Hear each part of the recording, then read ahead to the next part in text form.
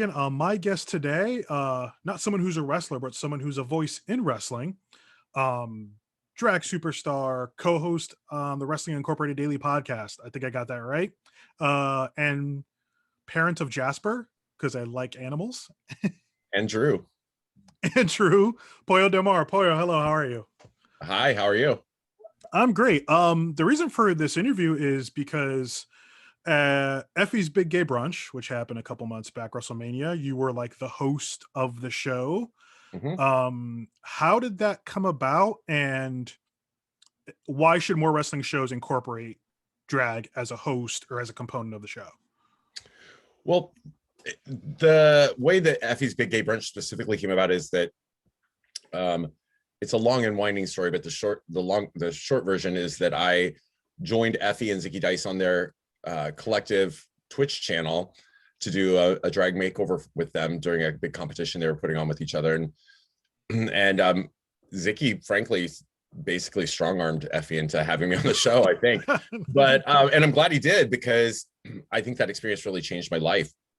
There's a lot of backstory that went in with that, you know, in terms of having met Effie a couple of years ago to do an interview with him very similar to this, you know, and we talked about pro wrestling and what it meant to be an LGBTQ person in that space. And this was quite honestly before Effie blew up the way he has, you know.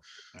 Effie has exploded in popularity over the last couple of years, and I have told him repeatedly that because of Big Gay Brunch and the opportunities he presented to me, I will never stop singing the praises of what he's doing in our space, you know, creating space and places for people like myself.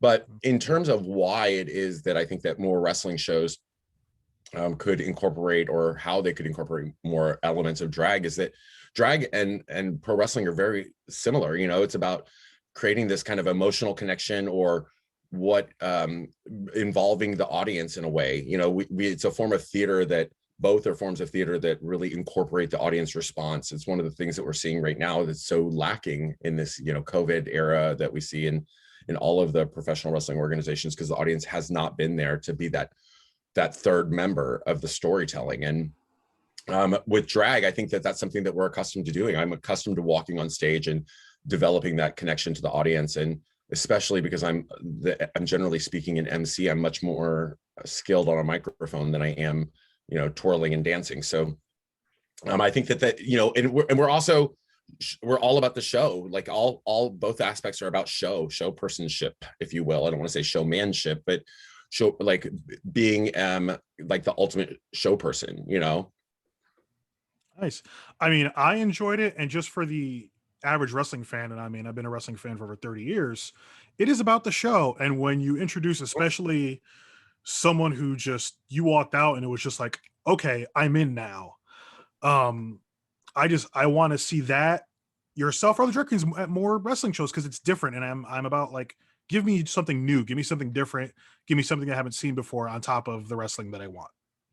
Right. You know, I think that at some point, I do think that the novelty of just simply having a drag queen there will wear off. And I think that that's when the skills and talents that some of us, like I think myself and Washington Heights is newer in this kind of like in terms of involvement, but clearly with her history and who her father is and her personal story behind it, she has a much longer connection than I do, actually lifelong for her, to professional wrestling. But I think that once the kind of cachet of having just a simple drag personality present, then the storytelling is going to have to take over. And I've been telling stories with my drag the entire time that I've actually been actively involved in wrestling here in Northern California.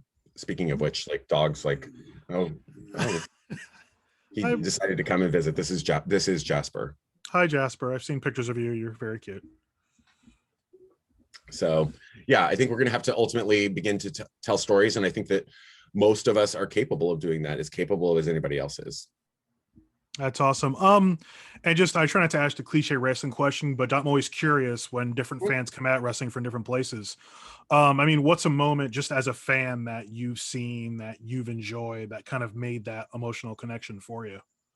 The very first thing that comes to mind is probably one of my favorite angles that I've ever watched in my entire life. And that was as a child, this was pre WWF, Jake the Snake Roberts was Oh, wrestling okay. in Mid-South Wrestling, Okay. and there was a very controversial angle that was happening at the time. Dick Slater, who also people know from perhaps WWF or WCW, NWA area, he had an African American valet. Her name was Dark Journey, and it was very controversial because he would come out with the rebel flag, and he was, and then he had this black woman as his like love interest. And from what I understand, they were real life love interests off camera as well. But during the course of this feud between Dick Slater and Jake Roberts, Dark Journey would constantly interfere, as one would expect. And at one point in time, she sprayed him in the face with what they said was hairspray or something. Who knows what it was? But Jake grabbed her and DDT'd her, and it was one of the first instances I'd ever seen of the concept of a tweener, because we knew that this was somebody that was beloved, Jake Roberts, who had done something that was devious, treacherous, whatever. And the contention was that, well, I was blinded. She blinded me. I didn't know. How would I know? But it played out over several weeks on television when I was a kid. And I just, there was something about that was so compelling to me. And it made Jake Roberts, number one, my favorite wrestler at that time. And number two, it has stuck with me. And that was like 40 years ago. Okay. So is this like maybe like mid 80s, Mid South? About 1983, 84. Wow. Okay. So kind of just before people started migrating to Yes. WWF. Wow. Yes, absolutely. That's awesome. I kind of grew up. I had one of my uncles was a tape trader, so like I grew up on like old WCCW. Like I knew about like Georgia Championship Wrestling. I just didn't expect like a territories answer. Usually it's something a little more mainstream. But that's awesome. I might have to like try and track Mid South down because I haven't watched much of it. Right. So Mid South is. I was recently on Xbox, a podcast, and we talked, Awesome. and he was shocked that I was so knowledgeable about the Mid South and UWF, which followed it. And that's but that is exactly where first of all, I'm old enough to predate. I remember WrestleMania 1 happening, to put it in perspective for y'all. And number two, I predated the national explosion of professional wrestling. So for my early consumption of pro wrestling, it was all territories. I had been a fan of professional wrestling for a number of years before WWF had a weekly episodic television program that was simulcast everywhere, right? So I grew up on things like the Mid-South territory, the World Class Championship Wrestling, and I also was in the Texas area. So those were two prominent ones. Georgia Championship Wrestling, Florida Championship Wrestling. So all of these territories really influenced me. And then even before, I would say that before I was a WWF hardcore fan, I was an AWA hardcore fan. That's awesome. So yeah, that's stuff. yeah. Kids learn your history. Go dig some of this stuff up, especially like the AWA World Class Championship Wrestling, Mid South. In my personal experience, those are like the really, really like meaty ones. Like with World Class, like the Von Erichs at their height, like the reactions those crowds gave, like that's just off the charts. Yeah, absolutely. And the fact that they were that we're talking about 70,000-80,000 people in a stadium in Texas for stuff that was pre WWF, pre WrestleMania season type of situation. And that was because of the love of the Von Erich family specifically. The very first wrestling I ever saw, what made me fall in love with wrestling, was a territory as well. It was based out of the Indiana, like Fort Wayne, Indiana, and the north, I don't know, I guess that would be the northeast Ohio area, Ohio, Michigan, Indiana. And that was run by like Dick the Bruiser, a famous personality from AWA days. And we saw a lot of people come out of there and go directly into the AWA. And eventually, like the biggest star that I think that they probably created was that everybody knows is Scott Steiner. I remember Scott wrestling under his actual given name. So he debuted as Scott Rex Steiner. And yeah. Wow. That's you go back a little farther than me. Usually folks I'm talking to a little, but that's a great answer. I got it. I'm old. Oh, so am I. We're probably within a couple years of each other. I sincerely doubt that, but now let's move to today. Representation in wrestling is we're getting there. But the Mhm. past couple years with superstars, you know, like Eva Surreal, Effie, who again we both have a Mhm. mutual love for. Of course. Um, Effie aside, because he is, you know, up there. Who are maybe like the two or three stars you see now who are just blowing you away? Like you watch them as a fan and as someone who's involved in wrestling, and you're just like, I want to see more of them everywhere. Yeah, I think that so it's a little bit challenging for me because to name one or two individuals, just because of the fact that in a really surreal turn for me, these are people who are becoming my friends, right? You know, like Yeah, I've gone in a very brief period of time from being this avid observer of what was happening in the world of professional wrestling to suddenly moving into that world really quickly. And I'm not talking about the world of professional wrestling at the AEW, WWE type of level, but I'm talking about moving into the world of professional wrestling at the level that has most interested me all along, which is the people who are making waves and making names for themselves on the indie type of circuit, people who are these journey person performers, excuse me, who move from place to place or settle in a territory and really enrich their career and make a name for themselves locally. So I've quickly moved into the circle where my name is beginning to pop up next to some of these people who I just think are so incredible. And it's a little jarring and a lot mind blowing. So one of the people that I think that has been making such waves for a very, very long time, and it's taken on a new layer in the last couple of years, is the Dark Sheik. And yes, you know, I love long before I became friendly with or became actual friends now with uh, the Sheik. You know, Sheik was producing Hood Slam, which is a cult sensation here in the Bay Area, Northern California, where I live. And that is something that for years had a cult following, has had a cult buzz. And Sheik was central to that, both in stories for in front of the audiences, but obviously as the promoter and like sort of the mind behind making that possible. I've always been in awe of anyone who can see the world that they're in a different way and then take it in that direction to create something that's so original. And Hood Slam is certainly that. Hood Slam is a beautiful place where when you go to watch it live, it's like part rock, concert, part burlesque, part wrestling, part of theater of the absurd and theater in the round, because you're literally, people are pushed against the ring, you know? yeah, So and that's something that I've always just admired. And then to watch the personal evolution of Sheik coming into her own in terms of embracing herself and embracing what that means and her new place in the world. Because, you know, one of the things that I think that for a lot of LGBTQ performers or any people who are noticeably in a minority situation is that their success suddenly becomes symbolic of something much greater in a lot of ways, because, you know, it sends a message to people who might not otherwise think that they could do something that they can, right? And so she's the only transgender Persian Iranian professional wrestler that I know, and so she's certainly one of a kind and somebody that I think is brilliant. Other people that I look at as incredible talents that are going to be on the rise, you know, I or should be on the rise.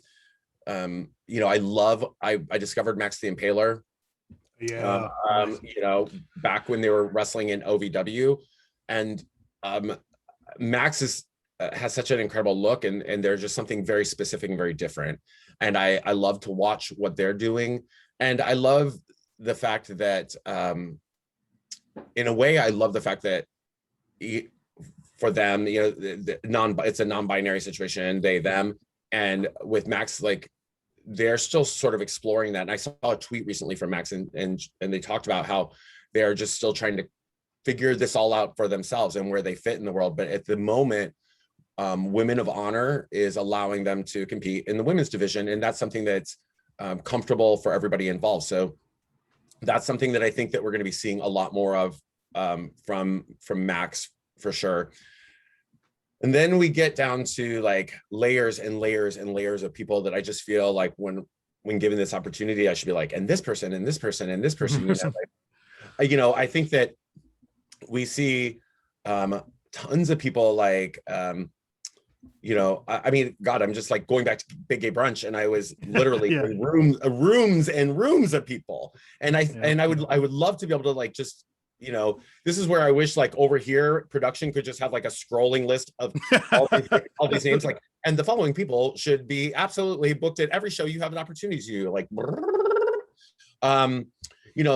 God, Ashton Starr, like, incredible, like just so incredible. AC Mack, incredible.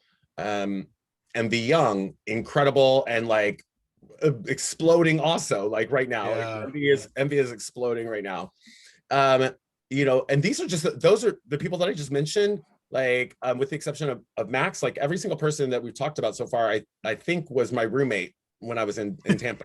So it's obvious that the love affair was really deepened there, but we have I'm just so pleased because I say it over and over to the point that it sounds like a broken record, but being at Big Gay Brunch proved to me the breadth of talent that we have within the LGBTQ community, the differences and distinctions between our characters and our personalities and the styles of wrestling and the interests of the wrestlers alone, the kind of stories they want to tell.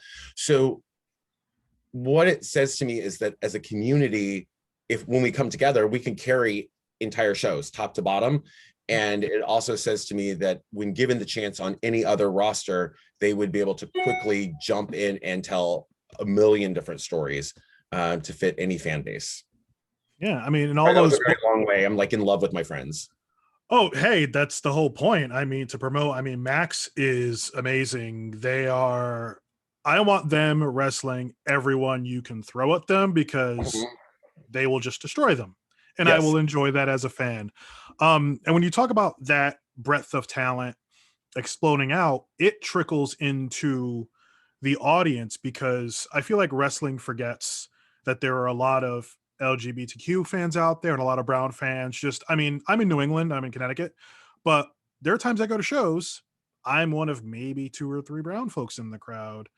And I'm pretty sure I don't know if the ratios are the same, but there are a lot more, queer fans, and I'll use that for brevity's sake, queer fans out there than promoters think. There's a huge LGBTQ audience out there for wrestling fans, and they want to spend their money. You got to give them a reason to go and spend their money. Absolutely.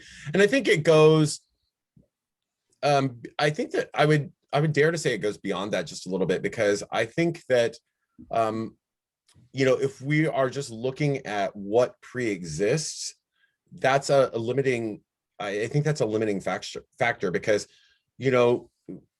what I think that we need to be looking at is what could exist if we gave it the chance. So what I mean by that is that if you provide this is personal experience based on doing nightlife production and events and just being part of a community of people for a really long time. When you like state from go or set the groundwork that all people, no matter what those people identify as, look like, whatever, when all people are included, when all people receive the message that they are invited, it fosters a culture where people that would not generally be a fan could become a fan, right? Because of the fact that if you are a person who subliminally even receives the message that you're not welcome, you just don't go. It's something that you don't, unless you're like ultra passionate about something, you don't, why would I put myself in an uncomfortable situation? And the perception that most of us have, and it's not entirely unfounded, of professional wrestling fans is that, there's a level of ignorance there, and there's a level of closed-mindedness, and there's a level of exclusion that we as any person of any minority status, whether that's queer or brown or whatever the case may be for an individual, like if you're not that, then this may not be the place for you. And I look at things, for example, like what Shiki did with Hood Slam, and where it's like, you are welcome. No, you, like, I don't, whoever you are right now reading this, this was written for you. You are welcome. I've never been to a Hood Slam show. Just timing hasn't worked. It's also you're on the opposite coast, right? Exactly. You've never been to a Beyond show, so No, and Beyond. So but I love the. But if I'd said like, oh yes, I have, you would have been like, oh shit. Yeah, probably. You would have just caught me right there. Ruined everything. Okay, go on. But I love the you're welcome. Come to the, and it's like, come to the fucking show. Yeah, I'm gonna swear. I'm not gonna bleep it either. Come to the fucking show. Watch some fucking wrestling. Don't bring your fucking kids. Yeah, I was getting ready to say, like, everybody's welcome except their fucking kids. Keep them at home. Because it gets real there. One of the first, not first matches, but one of the recent couple years ago, was a match between Jamie Senegal and Viperous, and it just turned into a knockdown, drag out. Like, this was legit. Like, Viperous put her hair up, and the whole crowd went ooh, and it got real. And I was like, you don't get that energy at a lot of other wrestling shows. I always try and shout out New England as being a hotbed of talent, but some promotions up here can be, I don't want to say tame, but very by the numbers. Yeah. There is a specific, very like reined in energy, but it's very traditional, as opposed to like a Beyond or Limitless. Like, Beyond has everyone, when we're on COVID, right up on the ring, and there's a different energy at Beyond than there is at, maybe another promotion.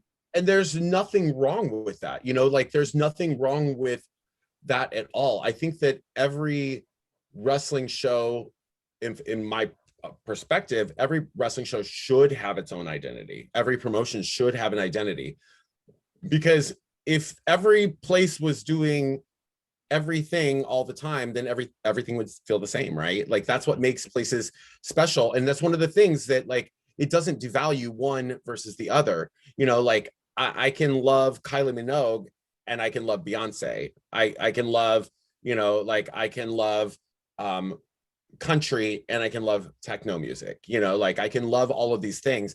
And the wonderful part about that is that depending on what my mood may be, that's going to dictate what I'm listening to, right? Same thing, like, depending on what it is I want in a professional wrestling show, that will allow me to go to different places. And whether that's live shows or just like falling down the rabbit hole of what they're putting on their YouTube or social media, right? So, I mean, I think that I love traditional wrestling shows. Like, I honestly do. Like, I love going to traditional wrestling shows and sitting in my seat and like screaming with the other fans. And then there are times, like, honestly, as much as I loved Hood Slam, like, when I would go, the energy sometimes in the audience was so freaking overwhelming, because it felt like you were in the fight pit, like you're in the mosh pit. And so, and I'm also, when I'm not on, I'm definitely not on. So I'd be like at those shows, loving every second of it, but I'd be like way somewhere far away, like watching it, because I did not want to get consumed by the energy of the audience alone. So there's a time and a place for everything.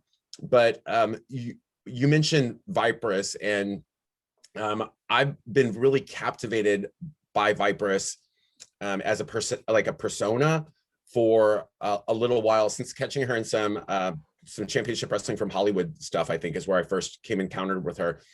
And I think that I can announce it. Like, I'm going to be working a show with her in the upcoming weeks for Chic. We're going to be I think we're all doing Fearless, which is coming on June 25th, which is a Friday in Las Vegas, is reuniting some of these incredible friends that I had made at Big Gay Brunch. I'm gagging over this. It's so exciting to me.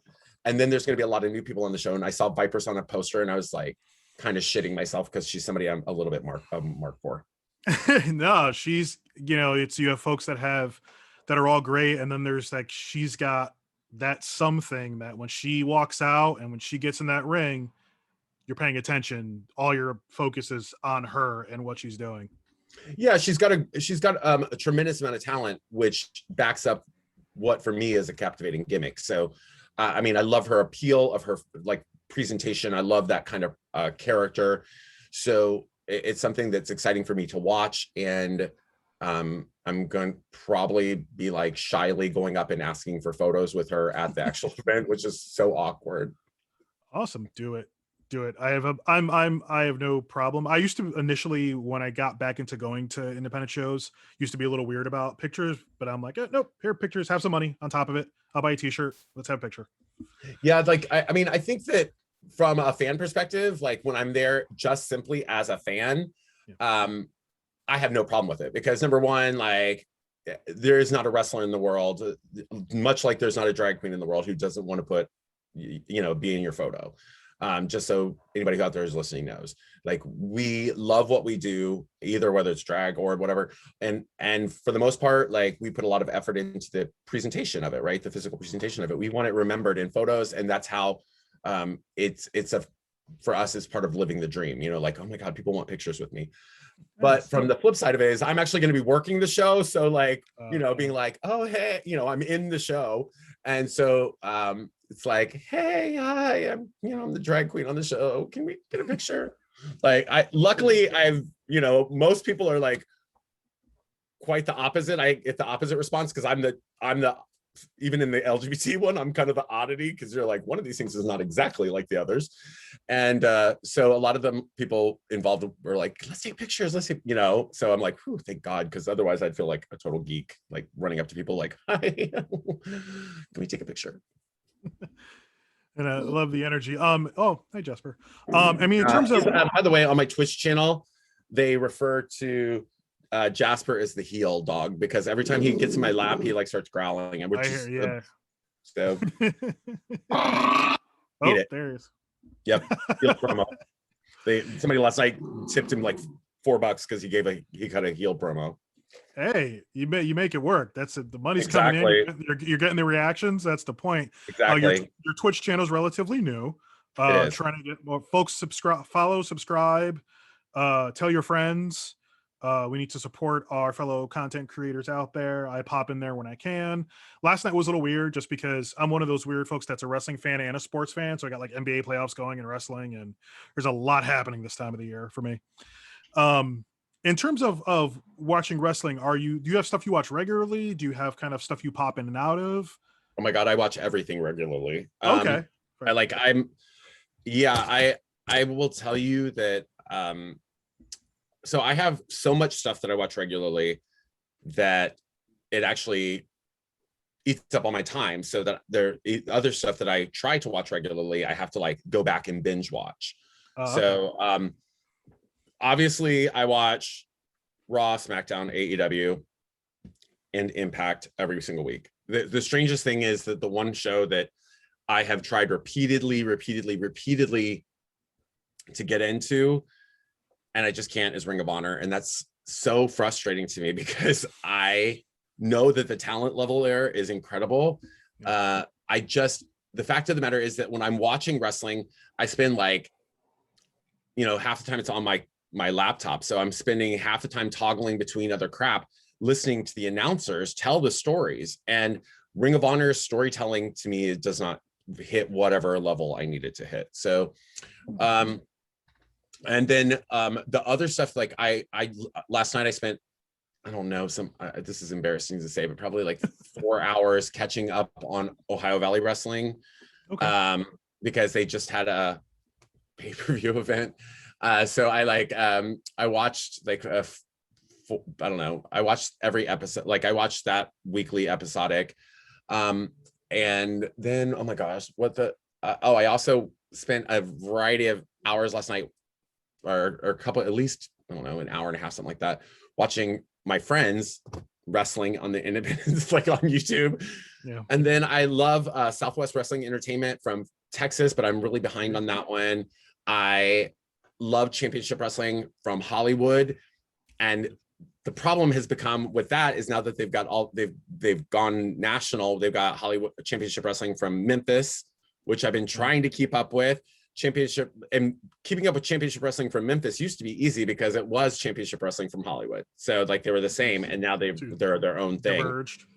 Yeah, now it's Championship Wrestling from Georgia. or I think that I can't remember what that one's exactly called, but it's a championship wrestling from Hollywood production.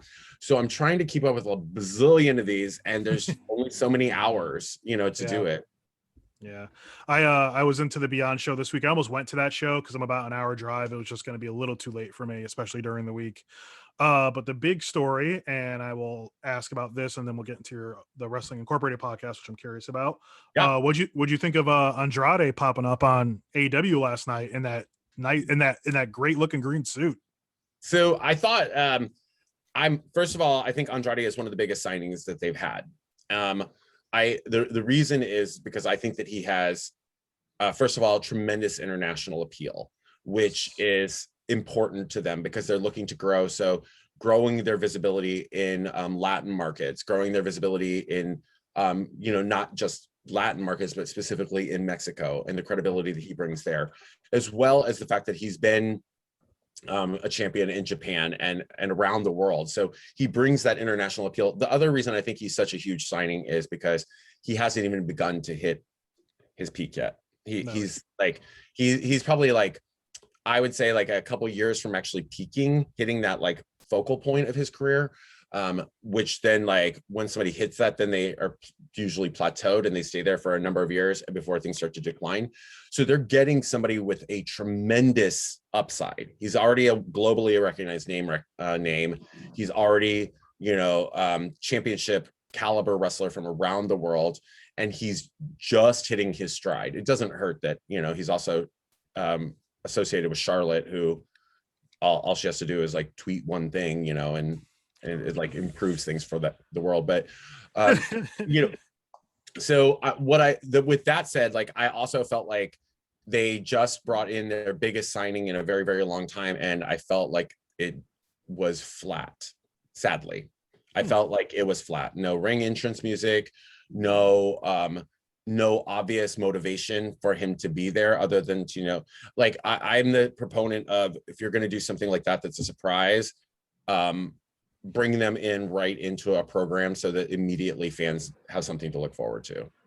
And what I thought, this is like a knee-jerk response that I tweeted out last night was, like right now we've reached this point where I think that they want this long-term program between Orange Cassidy and Kenny Omega, but there's some challenges and obstacles that are going to be part of the next several weeks for him probably.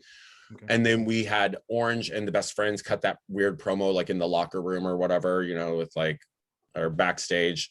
Why didn't they cut that? Why couldn't they have cut that in the ring? And then Andrade comes in and jumps them, right? And then he immediately enters into a program with them where he would one by one, go through the Best Friends, and then he and Orange would have like maybe a 2 out of 3. Orange could actually end his undefeated streak and get some rub there, and it would then Orange could come out of that back into his program with Kenny, something like that, right? Where you automatically put him in with people who are super popular to establish him on your program, and also give one of your younger talents a nice rub by working with this internationally recognized superstar. But instead we got Vicky with a lackluster promo, no entrance music and no direction. I was just looking at the suit. I was like, oh, the suit was amazing. The suit game is very on point in wrestling right now. Because over on SmackDown, Seth Rollins was also wearing something that was absurdly amazing as well. Everyone's bringing the suit. Now you're also you co-host, I think every Thursday, is it, the Wrestling Incorporated podcast? It is. Pride Month is going to be Pride Month is presenting me a challenge because I do a lot of corporate drag stuff too. So it's starting to right now bite into my Thursday co-hosting. But yeah, Thursdays with Nick Hausman and the Wrestling Inc. Daily podcast. Wrestling Inc. Daily broadcast Monday through Friday at noon Eastern, 9 p.m. or 9 a.m. Pacific Standard Time. And it has a different co-host every day, rotating cast of co-hosts with Nick Hausman, the managing editor of Wrestling Inc. And I've been on, I'm pleased to, have joined the team about a month ago. Okay. Now, who was it when you started? Was there not Nick Hausman? There was somebody else that you had a bit of a back and forth with or tension with on Twitter, and I don't remember his name. I just remember you talking about his deep brown eyes. Oh my God. Wait, are you talking about my in a good way, you mean? I'm No, talking no, about. in a good way. I thought I Oh was yeah, entertained. that. Well, I think that you're talking about Hooch from the Ringsider podcast. Yes, yes, Hooch. Okay, Yeah, I'm sorry. I got my podcast crossed. it's quite all right. He yesterday. Yeah, it's been a back and forth. They're another great content provider, and they're based in the UK, and they like there's two of them, Jamie and Callum, and they had me on a couple times. They're awesome guys, and one of them is extremely attractive, and whatever. But he's also extremely straight, so extremely. Wow. Okay. Hey, that's what it is, man. Hooch, It is. sort it out, man. I mean, well, it's one of those things. I told him, I was like, I can overlook it. Nobody's perfect. Details, son. Mhm. Details. Yeah. He's also in another country, so Yeah, true. And COVID. Well, we're hopefully getting back to quote unquote normal. So yeah. who knows? And just okay, fun stuff because again, I format a little bit of these and then I just start Yeah. rambling off. I talked with Killian McMurphy fairly recently. He's in the midst of this 30-day weird title defense. You introed him a little bit. Killian, best wrestler or best wrestler alive? He was a dick to me. So he was like he was a dick to me because I at Big A Brunch I misread his name. Actually I didn't misread it. I read it exactly as it was written for me, but he's a fantastic wrestler, great talent. And I think that there's a big upside for him too. He's got a lot of good things to come, and just a really talented person. And definitely knows how to draw that heat from the audience. I love that. Anybody who can work a crowd, I'm all for. Yeah. Also, that's all. I enjoyed. I got to talk to him in a week, so he'll probably see this. And I didn't mean to ambush you. I just wanted to ask about it because I'm sorry. It's all right. All right, let's get random and talk snacks. Well, not snacks, just food because I love food. Waffles or pancakes? Um, Pancakes. Pancakes. Any particular reason or just Just because of the fact that I like when I think of pancakes, I think of the Cinnabon ones from IHOP. Like pancakes, you can have a lot of different things on. Like I love sometimes I'll make them at home. I'll put like cinnamon swirls in them or chocolate swirls in them. So it's not just really a pancake. It's like an entire fucking snack. Like a dessert. By the way, I will tell you that that is a fairly recent thing for me because growing up, my family was pretty poor and my mom would make effing pancakes all the time. She loves pancakes and I hated pancakes until I was an adult just because I was forced to eat them. The other thing is a weird thing about me is that my mom used to do the typical pouring the syrup on the top of the pancakes thing that, everybody thinks about. And I do not eat pancakes that way. Like I cut the pancake. I'll cut a bite of the pancake and then I individually apply syrup to each bite of the pancake because I really want to control the amount of syrup that's on it. And I also do not want the syrup to destroy the pancake's texture. Okay. That's good analysis. It seems a little labor intensive, but if that works for you. It's extremely labor intensive. But whatever you do not ask my best friend how I eat salads because he'll give you a full breakdown of that too. Because if you think the pancake thing is ridiculous, the salad apparently is much worse. Okay. Maybe the next time we chat, we'll just do a deep dive on it. I don't even know what it is. Like he observes it because he's been my best friend for like a third of my life, but he's like everybody says that the way I eat many things is very specific because I incorporate things together or I don't know. I don't understand it. I just do it and I don't recognize it, but other people see it apparently. Okay.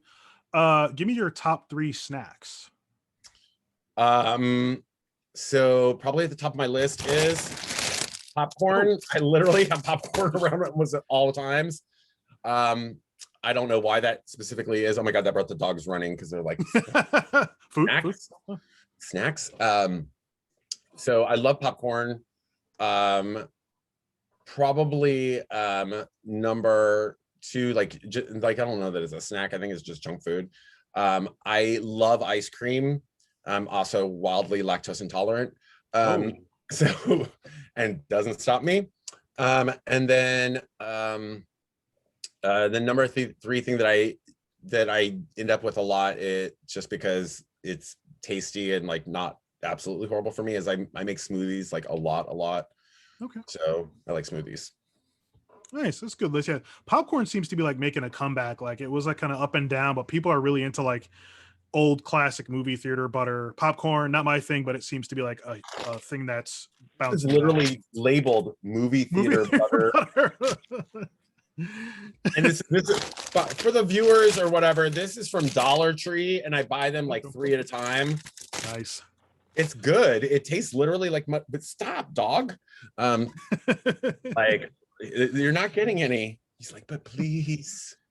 Yeah. So I actually on Twitch last night, there was an entire conversation meeting. Like I went on this monologue, and they were just sort of like chatting about the way I eat popcorn, and specifically this recent date, not a recent date, it was like the last date, like a year ago, something like that I went on, and the guy was like, do you want to go see a movie? I was like, sure. And then we got there, and I was like, do you want popcorn? He's like, no, I don't think I want any. And I was like, okay, cool. And then I ordered like the most giant popcorn. And he was like, but I said I didn't want any. I was like, I'm just celebrating the fact that you didn't want any because this is for me. Not for you, bud. I didn't intend to share with you to begin with. I was debating whether we needed like a second one. Oh man.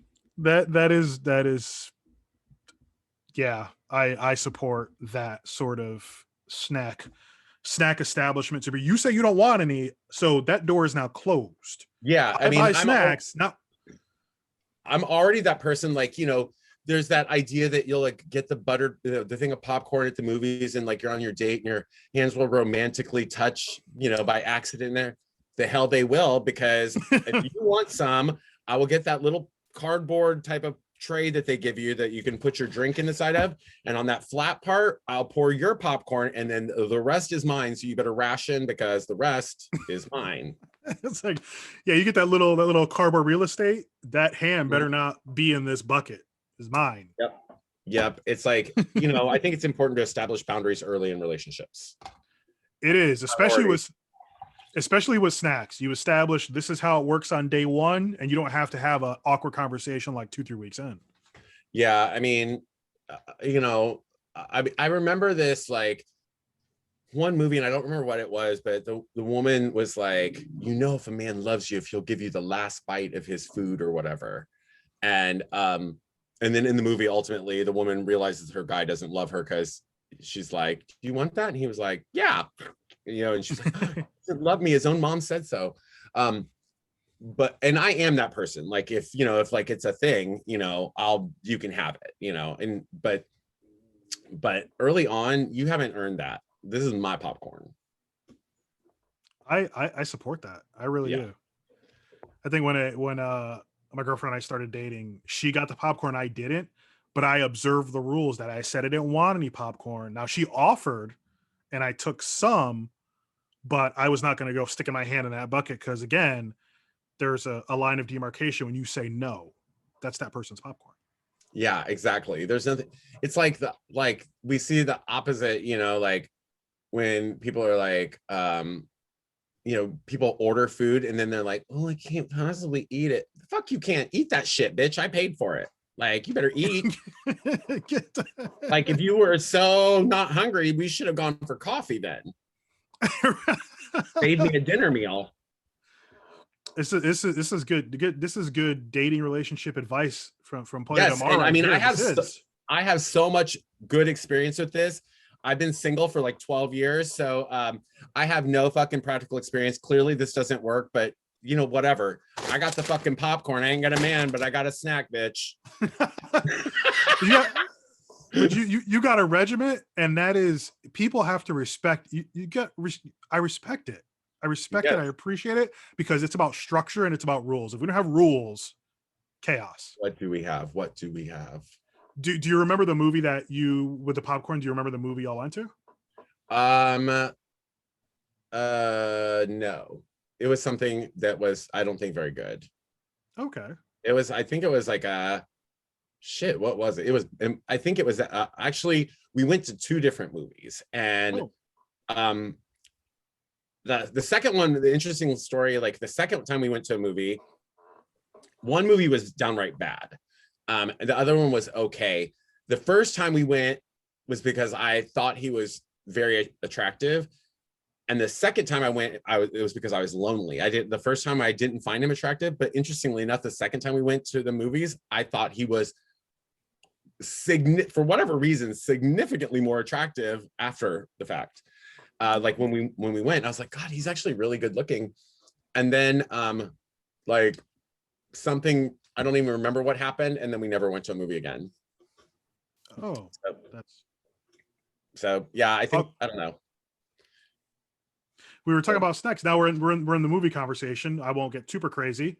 Not top 3 movies, but 3 movies that are good for a date for you. To be honest, like I don't think that movies are a good date. Okay. There we go. I don't think that going to a movie with somebody, especially not a first date.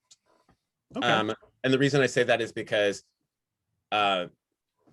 you know, there's very little that I'm going to be able to, if I'm trying to focus on the story of a movie, there's very little I'm going to be able to focus on about an individual, other than to find out if they're able to put up with the fact that I literally talk in movies and like talk to the movies and like Right. like do commentary. If they can't handle that, then it's doomed from go. But so that's a good litmus test. But in general, like I think that I think there's a few reasons that I try not to do movies as a first date. Number one, I think that a first date should be brief, to like, depending on how you've met the person or how you come about going on this date. I think it should be brief. I think it should leave you wanting more. I think it should be interactive and allow you to see if there's a level of comfort that's worth exploring. I think that it should also involve conversation and being able to sit face to face to have like to sort of like take that person in and decide if it's something that you might want to explore. Sitting in a movie side by side where you're not paying attention to each other at all, the only thing that's good for is literally trying the patience of the person I'm with, because I 100% will irritate them. If it's not the popcorn, it's something else.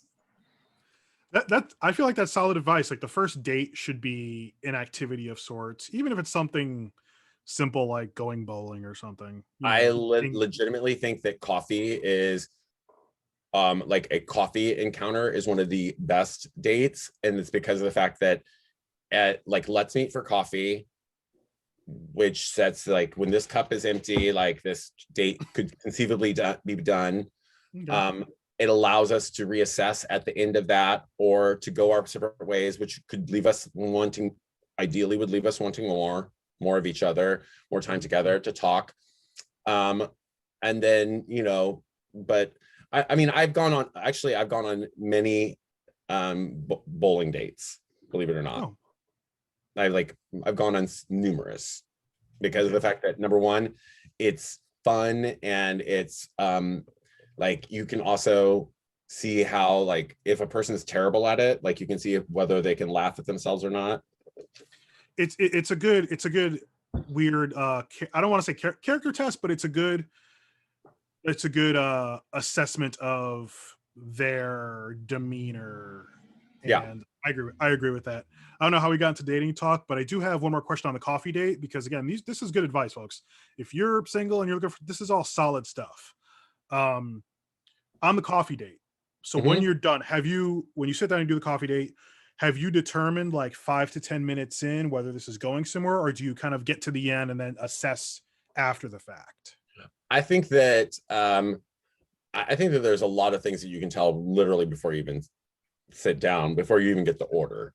You know, like I think that you know, because unfortunately a lot of dating connections are made today on an electronic, you know, right? So legitimately, sometimes you can tell within the first seconds of being around a person, like, oh, this is my first physical impression, right? And like there is something there, or there isn't something. But you know, I'm a person who, just speaking from my own experience, like I even unless the situation is really bad, I will often give a date, like go on date number 2, because I have a history of wrong first impressions about people that I later fell in love with.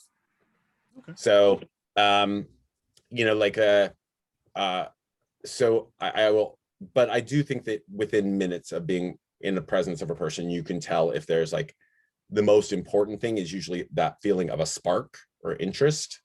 And I think that you can feel that pretty quickly, usually. Okay. And to loop it back around, who's a wrestler you'd want to have coffee with? Like you sit down and you have, a cup of however you get your coffee. Who would you want to sit down and have it? Are we talking about like that a coffee date, or I mean, Um, just uh, have coffee and talk about things, like uh, have a conversation with? you can answer. I'll leave it. You can answer that question however you like. Coffee date or coffee conversation, or could just Yeah. coffee.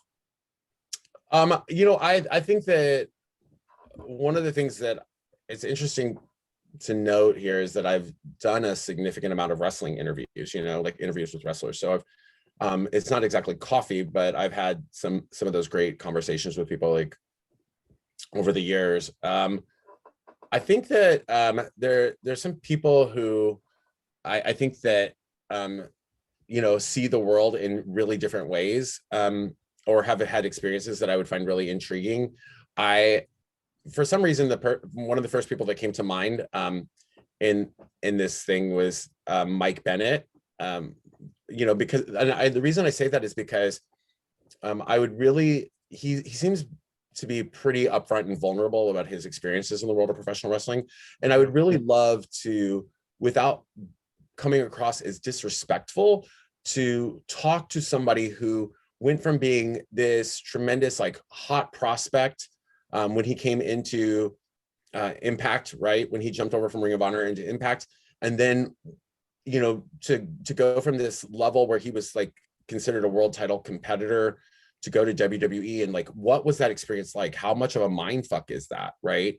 To go to that's something that, and it would be hard to like dive into that conversation like in an interview setting, because of the fact that a person's like on like their guard is up. But over coffee, like if you can establish a rapport with somebody to like be like, what is that, what's that like?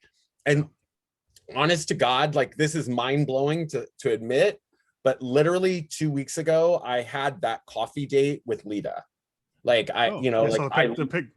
I literally had that situation. Like she invited me to something, which if the viewers are like, Lita invited you to something, literally that was exactly my response. I woke up and I looked and I was like, did she And accidentally like that that's the picture on your Instagram, right? mm-hmm. Wow. But afterwards, and it was funny because she treated it was very much like almost like a date, even though all the obvious things it's not. But in terms of like the way it was structured, like we met for one purpose, and then after that wrapped, like she was like, you want to go? She's like, hey, I'm gonna go get coffee, would you like to walk down to the Castro with me and get coffee? And I was like, of course I would. I know, right? So like we walked like down to the got coffee, which she bought, and then we walked back the whole way and we were talking, and like I walked her to her scooter, and she was like, this was a lot of fun, do you want to do this again? And I was like, oh my God, yeah, thanks for asking me out for date number 2. But like it was great because of the fact that we were just two people talking, and obviously we're not two people in the same place in our lives in regards to like wrestling or whatever, but we had already established a bit of a rapport. So when we were having that coffee, like I was just like, so tell me about this, or like what was that like? And that's exactly what I'm saying. Like the answers she gave me over coffee were extremely different than if she was sitting like this, right? Because we don't say things without thinking about it when we know we're being recorded. Yeah, Hall of Famer. But you're about Mike Bennett. I mean, he's a New England guy. I remember when right before he kind of left for Ring of Honor, was working up here. A lot of folks who were New England fans were hoping, okay, he's going to go and hit it big. And the original Kingdom, him, Matt Taven, and Maria, when that developed after she left WWE, yeah, it's a journey to go from that to Impact to that development and growth, and then to go to WE and just have it, you know. Kind of all fall down on you. Yeah, and then he again been open. I've actually been trying to get him on it as an interview. Maybe it'll Mhm. happen. I'm working some things, some new, You you know, know. the other thing that I would love to have that coffee with him and talk about is, like he's been really open about his struggles with addiction and his journey into recovery. And as a person who's many years into recovery as well, I would be really interested to hear his story. And connect with him on that level. And it's so weird, really, because like when you ask that, like for all the different myriads of people that could have come to my mind, like he, like for whatever reason that just surfaced, I'm like, yeah, go with that. That's your gut response. It's a good one. I'm a fan of the guy. I got emotional when he made his return to Ring of Honor. Matt Taven, who's a New England guy, and you see him at shows up here. Like he is very invested in the future of independent wrestling here in New England. He's in the ring getting beat up, and Mike Bennett runs down, and they just like hug. And I got very choked up when that happened. Like I know they're friends, and I know, but Right. it was just like, oh, I was like, guy love Scrubs, you know. Right. But I mean, it's like, um, people just ood and ahh over like the Friends reunion, like the Yeah, TV show Friends reunion. yeah. And like these are people that fans of professional wrestling have been emotionally invested in. They have a history together, and seeing them brought back together does get an emotional response if that's something that has spoken to you at some point in your life, like as a fan. Yeah, it was just super touching. With your new Twitch launch, where we'll promote that and then get you going. Thank you so much again for the time. Of course. The Twitch is new. What other things are you looking to do on the Twitch to get, to grow the channel and all that?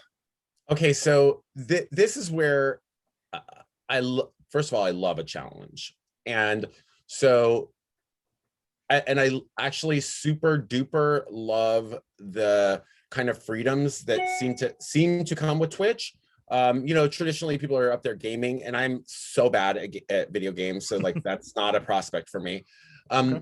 But then I at the same time, my inspiration for even getting involved with this are people like Effie and Zicky Dice, right? Two of my buddies who brought me onto their Twitch, and I was like, oh my god, this is effing insane. Like, I felt like in a lot of ways we were doing like there's there's a lot of like funny crazy sketch comedy shit that I've seen in the past, like that I grew up watching. And it reminds me also to some degree of nobody, like if you're young, you're not going to remember these days because they don't really exist that much anymore. But I also used to like watch a lot of these random late night local programmings where like there'd be like a host of like, I mean, I'm flashing back to the Danhausen interview that was just on the X-Pac thing, X-Pac broadcast too, because he talked about like growing up watching Elvira and like Okay. all of these things, and I legitimately grew up on that shit, and also the other part was watching public access television, which was horrendous, but there were moments of it that were glorious. And you could find everything on public access television. It was very like Twitch before the internet, where people Yeah. are like, Okay. they're like, hi, I'm Susan, and today I will teach you how to arrange these flowers. And then for like an hour, like some individual is like, and then you're like, whatever.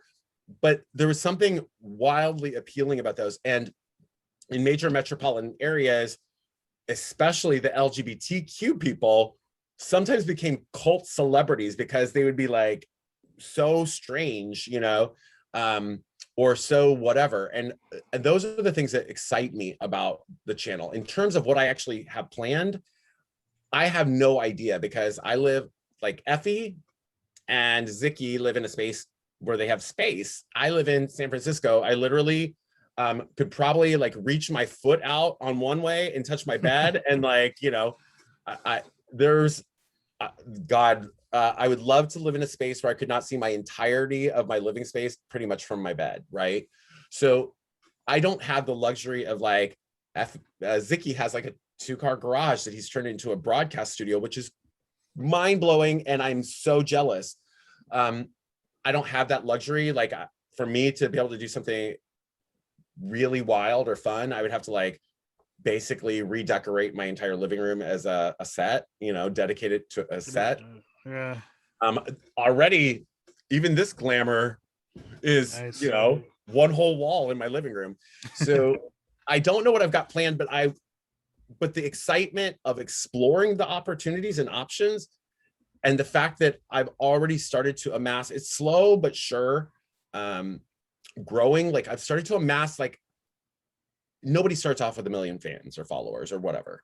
It's like 1, and then 3, and then 8, and then whatever, and they're telling their friends, and they become a community of people around you. And I've already seen that, and that's the part that's exciting me about this Twitch thing, is like growing a new community of people that, I mean, they already go, I have the 2 dogs, like the dogs come and they growl at each other, and people are like, yes, and they know the dogs are going to become more popular than I am. Yes, Drew, it's true. The dogs, like, one of the dogs is giving me a side eye. He's like, you'll speak to my manager tomorrow. And I'm like, I'll see if I got time for you. I mean, I saw, when Effie started Monday Night Raw, right at the kind of the start of the whole pandemic thing, the room had maybe 20, 30 people in it every Monday. And now it's 100 plus. And that thing, I mean, I watched it just kind of grow and germinate, and you just gotta work at it. That's what this is. That's what you're doing. And what other events do you have coming out for folks out in your area that can get to places where you oh, are? yes. If you are in the San Francisco Bay Area or Northern California, anywhere in the Central Valley, even, come and catch me at Full Queer. That is coming on June 20th in Pacheco, California. That's going to be an amazing big show. We're going to be crowning the first ever Prince X of Pride champion. That's a non-gender specific, non-promotion specific, non-weight class specific, but LGBTQ plus specific title that can, travel across the country and be defended by whoever win that tournament. That's going to be a lot of fun. And then this is the first time I can ever say that I've ever been able to say this. I have 2 wrestling shows in 1 week, because turning around in midweek, I'm flying off to Vegas for June 25th with the Dark Sheik cordially invites you to Fearless. And that is going to be happening on a Friday night out there. And I'm super stoked, because whether she knows it or not, I'm actually staying with Sheik. Whether you know, hey Sheik, I'm staying with you, sis. So I just adore her so much. And there's no way, after being roommates with her in Tampa, there's no way that I'm going to be in the same city with her without like forcing myself upon like hanging out with her. So. Well, I hope to get you up to New England. I have no influence, but to get you up here to a show of sorts, be it a Beyond show, be it a Limitless show, something that we can get Pollo Del Mar out here and give the fans some of that energy. Oh wait, you know what? Oh my God, I totally remember. Oh my God, I'm covered in dog hair too. Okay, Drew, you have to go. Sorry. I just remembered. It just happened last night. I am going to be at the UGWA show, Underground Wrestling Association show, on June 19th in San Jose, California. So holy fuck, I am like a complete, that's it, y'all. I'm on fire. 3 wrestling shows in 1 week. Oh, fuck all of you. I'm booked and blessed. No, I'm actually going to be doing San Jose, California on the 19th, Pacheco, California on the 20th, and then Vegas on the 25th. Holy shit, I'm a touring wrestler. I'm a touring wrestler. I just realized it right now in front of you. I mean, eat it. Forget it. I take back this whole hour. I'm too famous for all this. No. Oh my God. Like 3 shows in a whole year. Fuck all of you. I'm happy to have just slid in under the radar before like I have to go through 2 assistants. How famous I am. Oh my God. I forgot who I thought I was. Assistants will be hired, there will be schedules, and then it'll be Pollo will get back to you. Yeah, exactly. Going forward. Yeah. All right. That's the thing that, I've been doing drag for 15 years. I've been doing pro wrestling As well, interestingly, I did this sort of like in my early 20s for like a very brief period of time. And it wasn't that I ever didn't love it, but it just never, nothing, we didn't have the internet. So like you couldn't make any connections. So whatever connection you had was the connection you had. And then, it returned now to be a little bit different. And you mentioned Hooch from the Ringsiders.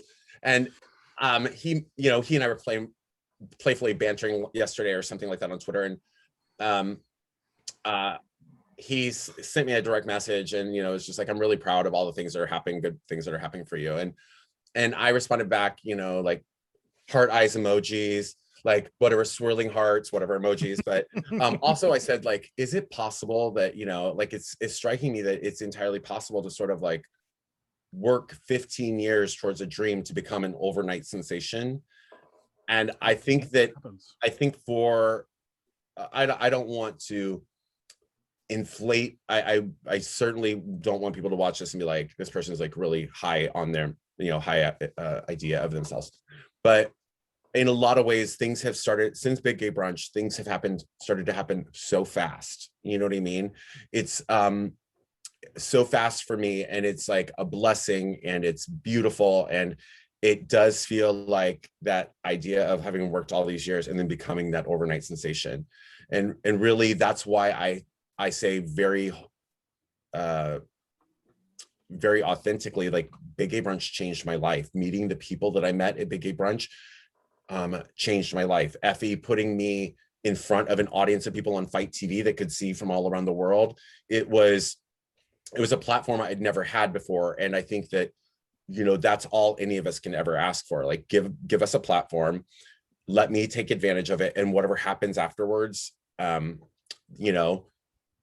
hope for the best, but we have to, shoot for the stars. So like things are happening fast, but I never ever want my success to take me away from the people who gave that to me. And that's like the people who are watching and the people behind the scenes who've supported me, and my friends and family, and all of these people who have had to put up with the obnoxiousness of having a dream for a long time.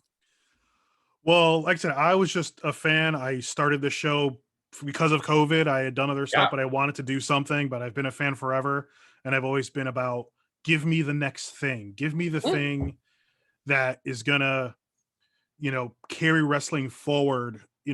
Open it up to, I want to get to the place where, like, I go to a show and I'm not the one of 3 brown people there, or maybe someone LGBTQ who is nervous about going to shows sees you, sees Chic, sees Effie, and is, just and it kicks Or over one of a something. myriad of other LGBTQ people, Yeah, right? Like, yeah. Killing Murphy, Sunny Kiss. I will rattle off Jordan Blade. I will shout out Jordan Blade because I I love her to love death. Jordan. I love Jordan Blade.